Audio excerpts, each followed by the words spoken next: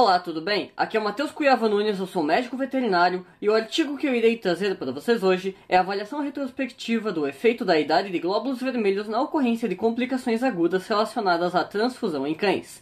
Ele foi escrito pela Christina H. Maglaras, Amy Koenig, Diana L. Ballard e Benjamin M. Brainerd, pela Journal of Veterinary Emergency and Critical Care, volume 0 de 2016. A transfusão de qualquer tipo de componente sanguíneo tem o potencial de causar ao receptor danos, e os protocolos de coleta, armazenamento e administração de sangue são recomendados para minimizar o risco de eventos adversos. Apesar dessas preocupações, reações adversas de transfusão e complicações relacionadas à transfusão ainda podem ocorrer. Reações agudas são tipicamente notadas dentro de algumas horas ou até mesmo logo após a transfusão. As reações elas podem não se manifestar até dias após a transfusão, pois os cães eles podem desenvolver anticorpos para o antígeno estranho entre 4 a 14 dias após uma transfusão. Inclusive um adendo, os cães eles têm os tipos sanguíneos DEA, que seria o antígeno eritrocitário canino 1.1, 1.2, 3, 4, 5, 6, 7 e 8. Sim, os cães têm todo esse tipo sanguíneo. O DEA 1.1 e o 1.2, ele tem em 60% dos cães existentes. O DEA 1.1 é o mais reativo, enquanto o DEA 1.2 e o 7, eles também podem produzir reações transfusionais, mas não tanto quanto o 1.1. Em relação aos doadores, os cães eles devem ser livres de hemoparasitas, ter um teste para brucela, Ehrlichia, Girofilaria e Babesia, e serem negativos, obviamente. Um peso ideal acima de 25 kg, 27 inclusive, eles podem doar até 450 ml de sangue, e o doador ele pode doar de 13 a 17 ml por quilo de peso. Os animais também têm que ter de 1 a 8 anos preferencialmente, e a doação não pode ter sido realizada no intervalo menor do que 3 a 4 meses. Já os felinos, além de serem livres de hemoparasitas, o ideal seria ter o teste para Mycoplasma haemophilus, Ehrlichia e Girofilaria, além de FIV, FeLV e PIF. O peso ideal acima de 4 kg, entre 5 a 7 kg normalmente o ideal, às vezes acima disso, claro, depende de cada espécie, cada tipo de animal, mas às vezes acima disso, inclusive pode ter um erro do animal ser muito gordo, e não é um animal muito gordo que seria muito bom para ter sangue, não é porque ele tá gordinho, rechonchudinho que ele é ideal para doar. Não, ele, se estiver sofrendo, por exemplo, de obesidade, ele não pode doar. O doador, ele também pode doar de 11 a 15 ml por quilo de peso, ter entre 2 a 5 anos, e também ele não pode ter doado nenhum sangue no intervalo de 3 a 4 meses. O uso de derivados de sangue armazenados para a terapia, ele é desejável porque os derivados estão disponíveis para o uso imediato, e eles permitem os testes de compatibilidade pré-transfusão de sangue do doador para o receptor. No entanto, a administração de glóbulos vermelhos armazenados, que muitas pessoas que acabam tendo aqueles testes em máquina lembram que isso é o RBC, que significa Red Blood Cells, justamente os glóbulos vermelhos do sangue. Eles podem diminuir a eficácia de transfusão, uma vez que os níveis de 2,3 de fosfoglicerato, eles diminuem à medida que os RBCs envelhecem, o que aumenta a afinidade da hemoglobina oxigênio e, portanto, diminui a capacidade de transferência do oxigênio do animal. E a principal função do 2,3 de fosfoglicerato é reduzir a afinidade da hemoglobina pelo oxigênio para facilitar a sua liberação para os tecidos do animal. Em glóbulos vermelhos mais antigos, a deformabilidade, a capacidade funcional e a sobrevivência também são reduzidas deles. As desvantagens dos glóbulos vermelhos armazenados incluem o risco de proliferação bacteriana durante o armazenamento secundário à contaminação no momento da coleta, bem como o aumento da concentração de potássio e amônia com o aumento da idade do componente. O armazenamento dos glóbulos vermelhos eles podem resultar em hemólise in vitro e em vivo, bem como a resposta inflamatória no receptor. E o objetivo desse estudo retrospectivo foi determinar se a idade dos glóbulos vermelhos ela está associada à ocorrência de complicações agudas relacionadas à transfusão ou à mortalidade em cães que recebem a transfusão. E todos os animais que receberam sangue fresco ou através de bolsas de armazenamento, eles foram analisados na Universidade de Geórgia, e foi realizado o estudo entre janeiro de 2010 e dezembro de 2011, teve uma pausa no meio, e entre maio de 2012 e dezembro de 2012. E foram identificados, pesquisados os registros de casos de transfusão de sangue para cada animal nesse período. E os dados da transfusão de sangue, eles incluíram o tipo sanguíneo do receptor, a fonte do componente sanguíneo, se era de banco de sangue interno, externo do hospital, o tipo de componente sanguíneo, se era sangue total fresco, sangue total armazenado, a quantidade administrada em ml, a dose do componente sanguíneo em ml por quilo, a duração da administração em horas, a taxa de administração por ml por quilo hora, a idade do componente sanguíneo em dias que ele estava armazenado, a administração de difenidramina, a data de validade do componente sanguíneo e identificação de doadores e do tipo sanguíneo do doador. E nesse estudo, o tipo sanguíneo foi determinado por meio de cartões de tipagem sanguínea e o protocolo de reação cruzada, ele incluiu a reação cruzada maiores e menores, realizadas via método de aglutinação de tubos a 24, 4 e 37 graus. Quando aplicável, apenas unidades compatíveis com a reação cruzada maior e menor foram transfundidas para o receptor. A avaliação de parâmetros vitais foi realizada a cada 10 minutos durante a primeira meia hora de transfusão, a cada 15 minutos após a segunda meia hora de transfusão e depois a cada 30 minutos até que a transfusão fosse concluída. Houve 378 transfusões em 244 pacientes registrados durante o período de estudo. Destes, 45 transfusões em 34 pacientes foram excluídos devido a prontuários incompletos, deixando 333 destes eventos de transfusão em 210 pacientes para inclusão no estudo. Dos 210 pacientes do estudo, 103 eram machos e 107 eram fêmeas, e a idade média no momento da transfusão era de 8 anos mais ou menos, variando de 5 até 16, e o peso médio foi de 23 quilos dos animais. Foram representadas 56 raças, nas quais os cães SRD e Labrador representaram 10% da população nesse estudo. Os dados relacionados à transfusão, eles estão na tabela 1 do artigo que está aqui no link na descrição abaixo, que eu não vou colocar na íntegra para vocês irem ver.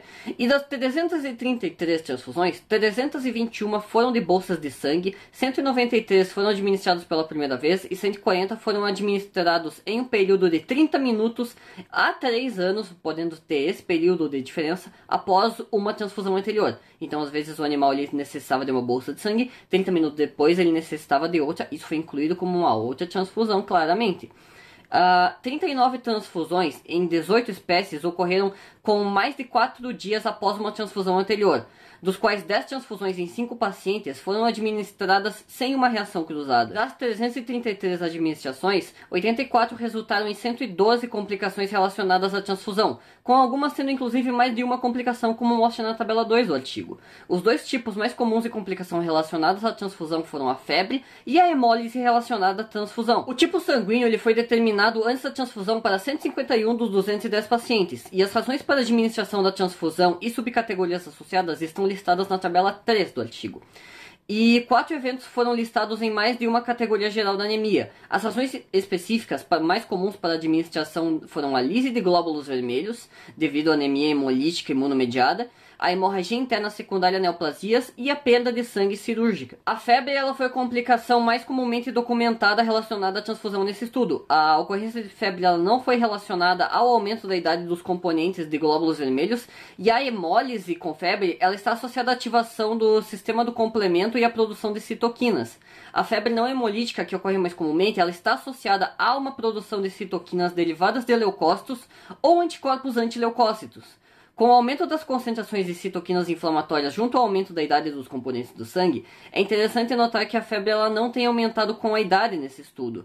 Em vez disso, a febre ocorreu em todos os períodos de tempo, levando o questionamento se a redução leucocitária iria deixar a resposta febril menos intensa. As chances de hemólise relacionadas à transfusão aumentaram a cada dia que os derivados de glóbulos vermelhos envelheciam, e a hemólise pode ocorrer in vitro devido a danos físicos a glóbulos vermelhos durante a coleta mesmo, processamento, armazenamento do componente, ou durante a administração devido à lesão da tricotomia. A hemólise ela pode ocorrer em vivo devido ao aumento associado ao armazenamento e na fragilidade dos glóbulos vermelhos, ou a partir de um processo imunológico em vivo, com a reação da transfusão aguda. Tipo, quando tem uma bolsa de sangue, o ideal que falam, homogeniza ela pra deixar fluir o sangue. Mas não é literalmente sair sacudindo que nem um maluco, que senão causa hemólise nas células, aí estraga toda a bolsa de sangue. Então o ideal seria justamente fazer um movimento que fosse mais suave, mais calmo, conforme para conseguir fazer o sangue não causar essa hemólise, mas ainda assim mexer. A concentração livre de hemoglobina ela aumenta ao longo do tempo em sangue armazenado e pode ser usada como medida de qualidade do componente sanguíneo. A Food and Drug Administration ela permite que os componentes sanguíneos humanos sejam armazenados por um máximo de 42 dias com uma solução de nutrientes aditivos, isso lá nos Estados Unidos. até porque esse nome está em inglês. No entanto, ela também determina o controle de qualidade de modo que no final de um período de armazenamento, 75% dos glóbulos vermelhos sejam recuperados 24 horas após a transfusão, com menos de 1% de hemólise na bolsa antes da transfusão. E não existem tais regras para os componentes sanguíneos veterinários nesse momento, embora a criação de diretrizes específicas para a hemólise ela possa ser benéfica caso acabe acontecendo. A hemoglobina que circula ela pode ser prejudicial para os pacientes independente da fonte. A hemoglobina livre circulante pode levar a vasoconstrição devido à perda do óxido nítrico e consequências clínicas da perda do óxido nítrico incluem o aumento da agregação plaquetária e trombose, permeabilidade endotelial alterada e a contração da musculatura lisa. A hemólise também pode causar ativação da cascata do complemento e induzir a síndrome da resposta inflamatória sistêmica devido à liberação de citoquinas dos leucócitos. Cães com a doença imunomediada eram mais propensos a ter sinais de qualquer tipo de reação de transfusão. Houve uma associação entre o fornecimento da terapia imunossupressora para anemia hemolítica imunomediada e a ocorrência de todas as complicações relacionadas à transfusão, bem como a febre relacionada à transfusão especificamente. No entanto, não houve a associação entre a hemólise relacionada à transfusão e terapia imunossupressora para a anemia hemolítica imunomediada, o que é consistente com estudos anteriores que também relataram isso. Os resultados desse estudo eles sugerem que a administração de componentes sanguíneos mais antigos eles contribuíram para o desenvolvimento da hemólise relacionada à transfusão. Independentemente da causa da hemólise, é possível que a redução na duração do armazenamento dos componentes sanguíneos possa reduzir a incidência de hemólise relacionada à transfusão. E então reduzir a duração do armazenamento dos componentes sanguíneos pode ter implicações nos procedimentos de armazenamento de sangue. E o estudo conclui falando que a febre foi a complicação mais identificada relacionada à transfusão e ela não esteve associada à idade do componente transfundido. No entanto, a idade do componente sanguíneo ela esteve associada a um aumento nas chances de complicação relacionadas à transfusão, e mais especificamente com o desenvolvimento da hemólise relacionada à transfusão. Não foi possível determinar se a hemólise era imunológica ou não imunológica. E a idade do componente sanguíneo não afetou a taxa de mortalidade aguda dos animais. E na tentativa de reduzir a frequência de hemólise relacionada à transfusão, ensaios clínicos veterinários futuros, eles devem ser projetados para descrever melhor os efeitos do tempo no armazenamento dos glóbulos vermelhos, para a ocorrência de hemólise in vivo e in vitro, e para diferenciar a hemólise in vivo devido à destruição imune da mudança induzida pelo armazenamento. E finalmente, doses mais elevadas de componentes sanguíneos estiveram associados ao aumento da frequência de complicações relacionadas à transfusão, o que garante estudos adicionais sobre o benefício potencial de uma estratégia conservadora de transfusão em cães. É importante que o estudo ele fala justamente dos cuidados que tem que ter em relação à coleta de sangue, não somente antes da coleta, mas durante a coleta e após a coleta.